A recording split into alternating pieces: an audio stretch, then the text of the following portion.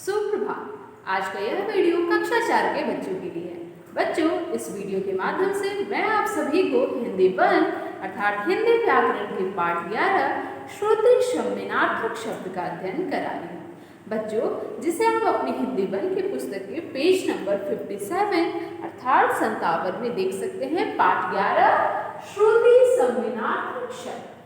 आप देखेंगे कि पाठ का नाम है श्रुति। श्रुति का अर्थ होता है सुनना। वैसे शब्द जो सुनाई हमें देते हैं। सम मतलब समान, सुनने में जो समान हो। भिन्नार्थक, यह भी दो शब्दों से मिलकर बना है। श्रुति का अर्थ होता है सुनना, सम का अर्थ होता है समान, भिन्न का अर्थ होता है एक दूसरे से भिन्न, और भिन्नार्थक मतलब जो शब्द सुनने में समान। श्रुति शब्द का अर्थ होता है जो सुनने में समान हो, और भिन्नार्थक वैसे शब्द जो सुनने में समान हो और उसका अर्थ अलग हो, भिन्न हो। मानो एक उदाहरण मैं देती हूँ कि जैसे कि एक माँ अपने बच्चे को कहे कि माँ के लिए अपने सारे बच्चे समान होते हैं। एक माँ के लिए अपने जितने भी बच्चे हैं समान होते हैं, मतलब बराबर होते हैं, उनमें कोई अंतर नहीं होता है। वहीं मैं दूसरा वाक्य बोलूं कि बाजार से सामान लेते आओ। देख सकते हैं कि दोनों वाक्यों में अंतर है। जहां मैंने बोला कि माँ के लिए अपना बच्चा सभी बच्चे समान होते हैं, वहीं मैंने बोला दूसरा वाक्य कि बाजार से कुछ सामान लेते आओ। समान और दूसरे वाक्य में सामान। तो अक्सर हम जब एक साथ दोनों को बोलेंगे तो वो सुनने में समान लगेंगे। इसलिए इस पाठ का नाम है श्रुति शब्द। वैसे शब्द जो सुनने में हमेशा समान लगते हैं। लगता है कि दोनों शब्दों का अर्थ समान है, एक जैसा है। जैसे कि मैंने उदाहरण भी बोला कि माँ के लिए अपने सारे बच्चे समान होते हैं। बाजार से जाओ और कुछ सामान लाओ।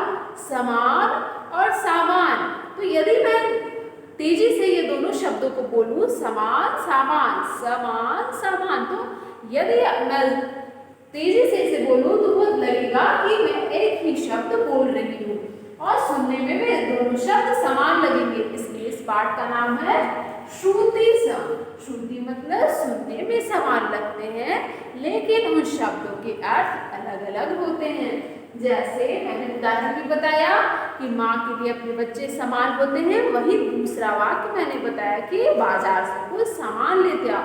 तो पहले जो माँ के लिए बच्चे सारे समान होते हैं, इसका मतलब होता है कि सारे बच्चे में कोई अंतर नहीं है, दोनों सभी बच्चे समान हैं, एक जैसे हैं। समान का अर्थ एक जैसे, लेकिन सामान का अर्थ कोई जो बाजार से हम वस्तु लाते हैं, किसी प्रकार का सामान, किसी प्रकार की वस्तु। तो समान का अर्थ एक जैसा, लेकिन सामान का अर्थ वस्तु जो हम बाजार से खरीद कर लाते हैं, वो बाजार से लाई गई कोई वस्तु, उसे बोलते हैं सामान। और एक जैसे जो रहे तो बोलते हैं कि दोनों समान हैं, मेरे लिए दोनों समान हैं, एक जैसे हैं। तो इस पाठ में हम आगे कुछ ऐसे ही शब्दों को पढ़ेंगे जो सुनने में समान लगते हैं, परंतु उसका अर्थ क्या होता है? उसका अर्थ भिन्न होता है। सुनने में समान, लेकिन उसके अर्थ अलग अलग। तो आइए कुछ शब्दों को यहाँ पर देखते हैं। देख सकते हैं कि यहाँ पर मैंने बोर्ड पर अनेक शब्द लिखे हैं, जो हम यदि पढ़ेंगे तो एक जैसे वो दिखाई देंगे। एक जैसे वो दिखाई नहीं देते, इनकी वर्तनी अलग होती है साथ ही साथ, लेकिन उच्चारण यदि हम इसे बोलने का प्रयास करेंगे और सुनेंगे तो लगने लगेगा कि दोनों शब्द एक जैसे हैं, लेकिन सुनने में समान लगेंगे, लेकिन इसका अर्थ अलग अलग होता है। इस प्रकार श्रुति शब्दार्थक शब्द। वैसे शब्द आप इसकी परिभाषा इस प्रकार से बोल सकते हैं कि जो शब्द हमें सुनने में समान लगते हैं, क्योंकि पाठ का नाम है श्रुति शब्द। जैसे कि मैंने बताया सुनने में समान, भिन्न अर्थ वाले, सुनने में समान लेकिन भिन्न अर्थ वाले शब्द कहलाते हैं श्रुति शब्दार्थक शब्द। तो आप इस प्रकार से परिभाषा भी आसान शब्दों में लिख सकते हैं कि वैसे शब्द जो सुनने में समान लगे लेकिन उसका अर्थ अलग अलग हो, तो वैसे शब्द श्रुति शब्दार्थक शब्द कहलाते हैं। देख सकते हैं कि यहाँ पर मैंने अनेक शब्द लिखे हैं, जैसे कि पहला मैंने लिखा है और मैं यदि एक वाक्य बोलूं कि मैं इस और जा रही हूँ, दूसरा वाक्य मैं बोलूं कि यह और मोहन और सोहन दोनों भाई हैं, तो और तुम इस और जाओ। अक्सर आप ये बोलते होंगे कि तुम बाईं और जाओ, बाईं और जाओ, जैसे कि दो दिशा है बाईं और दाईं, पूर्व या पश्चिम। तो मैं यदि वाक्य बोलूं कि मोहन तुम उत्तर की दिशा की ओर जाओ, उत्तर की ओर जाओ, उत्तर दिशा की ओर जाओ, तो मतलब उत्तर दिशा की तरफ जाओ।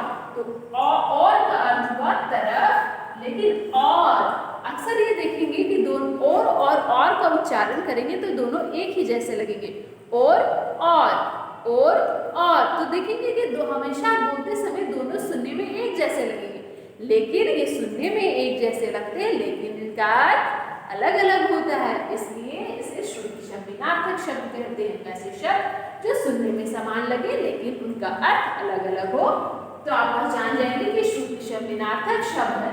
तो हम जहाँ पर मैंने पहला शब्द बताया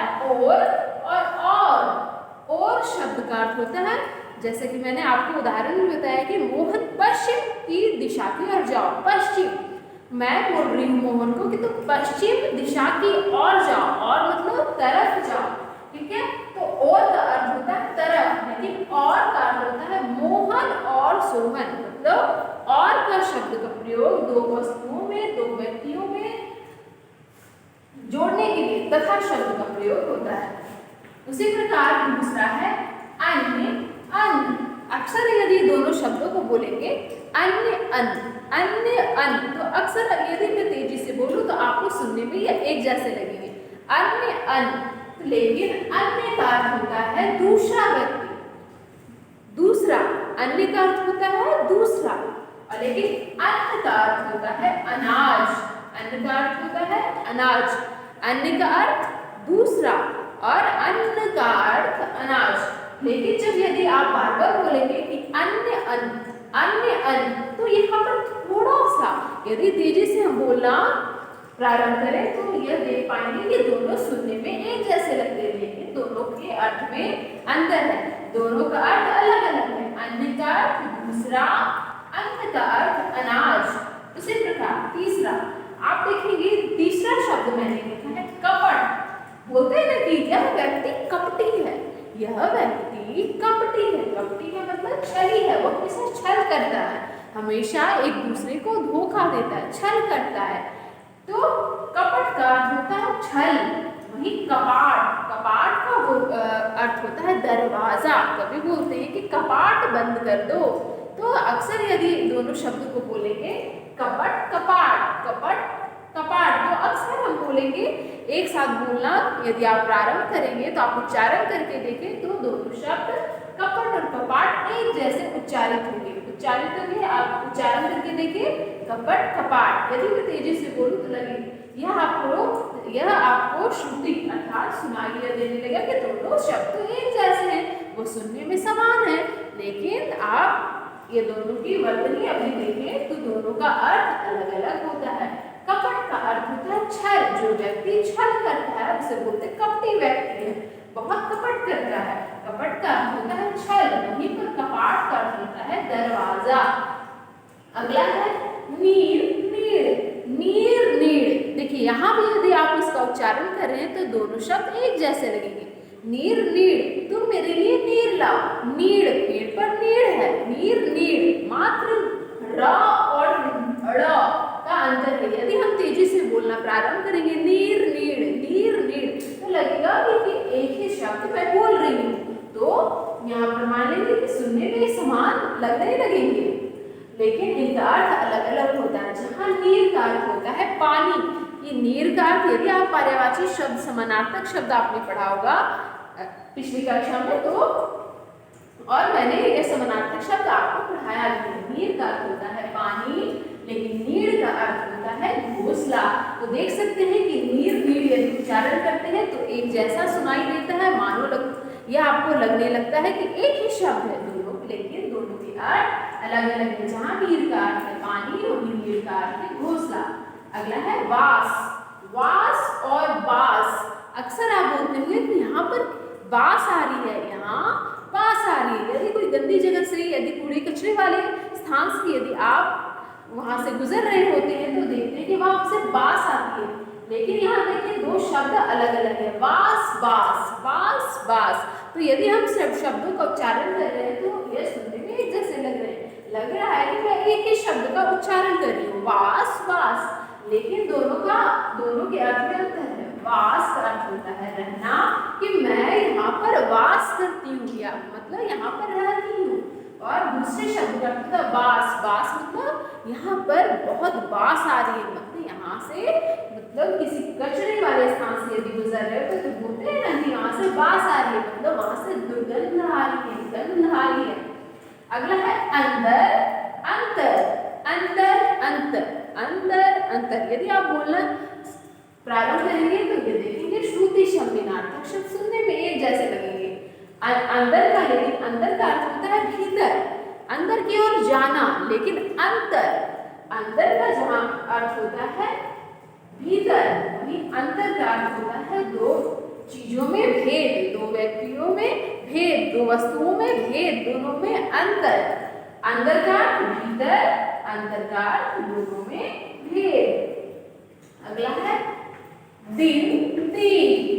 देख सकते हैं यहाँ पर ई की मात्रा हर्ष ई और दीर्घ ई की मात्रा लगाई गई है, लेकिन यदि हम उच्चारण करेंगे दीन, दीन, दीन, दीन, तो देखेंगे कि दोनों का उच्चारण एक जैसे वो सुनाई देने लगेंगे। यह आपको लगने लगेगा कि वह सुनने में समान है, एक ही आपको यह लगेगा कि एक ही शब्द में बोल रही हूँ, दीन, दीन, लेकिन दीन और दीन, इन्हें बोलने में, दीन बोलने में बहुत कम समय लगता है, लेकिन इसकी अपेक्षा दीन बोलने में अधिक समय लगता है। तो दीन का अर्थ होता है दिवस, दीन का अर्थ होता है दिवस, मतलब आज बोलते हैं कि आज कौन सा दिन है, आज कौन सा दिन है। वही दीन का अर्थ होता है गरीब, ये बहुत दीन व्यक्ति है, अर्थात बहुत गरीब व्यक्ति है। तो दीन का अर्थ होता है दिवस, और दूसरे अर्थात हर दीर्घ का जो दीन का अर्थ होता है गरीब। तो देख सकते हैं कि दोनों का उच्चारण सुनने में एक जैसे लगते हैं, लेकिन इनका अर्थ में अंतर होता है, और दोनों के अर्थों में अंतर होता है। अगला है जरा, जरा, जरा, जरा। अक्सर मैं बोलूं जरा, जरा, तो आपको एक जैसे वो सुनाई देगी, लेकिन जरा का होता है थोड़ा, बोलते हैं ना कि जरा सा पानी लाओ, जरा सा, तो जरा का मतलब थोड़ा सा पानी लाओ, वही जरा, जरा का होता है बुढ़ापा। अगला है धन और धन। अक्सर मैं बोलूं धन, धन, धन, धन, तो आपको एक जैसे वो सुनाई देने लगेंगे, लेकिन यदि ये सुनने में तो समान लगते हैं, परंतु इसके अर्थ में अंतर होता है। धन का मतलब होता है रुपया, पैसा, धन, दौलत। धन का अर्थ होता है रुपया, पैसा, धन, दौलत। तो वही दूसरी ओर घन का मतलब होता है बादल। बोलते हैं ना कि घन छा गए हैं, बारिश होने से पहले घन आसमान में छा जाते हैं। धन का अर्थ रुपया, पैसा, घन का मतलब बादल। तो देख सकते हैं धन, घन वो सुनने में समान लगते हैं, परंतु इनके अर्थ में अंतर होता है, इसलिए ऐसे शब्द कहलाते हैं श्रुति शब्दार्थक शब्द, अर्थात सुनने में समान लेकिन अर्थ में अंतर। अगला है मूल्य और मूल। बोलते हैं यदि आप जाते होंगे बाजार में कोई सामान खरीद, बोलते हैं कि इसका कितना मूल्य है, मूल्य मतलब इसकी कीमत कितनी है। अक्सर ये मैं बोलूं मूल्य, मूल, मूल्य, वो तो आपको ये सुनने में समान लगने लगेंगे, तो लेकिन दोनों के अर्थ में अंतर है। मूल्य, मूल्य का अर्थ होता है इस सामान की कितनी कीमत है। यदि आप बाजार में सामान लेने जाते हो तो ये पूछते होंगे कि इस सामान का, इस वस्तु का कितना मूल्य है, तो मूल्य का अर्थ मतलब उसकी कितनी कीमत है, तो मूल्य का अर्थ होता है कीमत। और दूसरा मूल का अर्थ होता है जड़, कि पेड़ का मूल मजबूत है, मतलब पेड़ की जो जड़ है वह बहुत मजबूत है। तो इस प्रकार बच्चों मैंने श्रुति शमिनार्थक शब्द बताया। इस वीडियो को देखें और श्रुति शमिनार्थक शब्द को समझे। वैसे शब्द जो अक्सर हमें सुनने में एक जैसे लगते हैं लेकिन इसके अर्थ में अंतर होता है। इस प्रकार से आपकी पाठ्य पुस्तक में पेज नंबर 57 अर्थात 57 और 58 में अनेक शब्द दिए गए हैं, जिससे आप अनेक शब्दों के जो वैसे शब्द जो सुनने में एक जैसे लगते हैं लेकिन उनके अर्थ में अंतर होता है, यह आप देख सकते हैं। तो इस वीडियो को देखें और श्रुति शमिनार्थक शब्द का अध्ययन करें। धन्यवाद।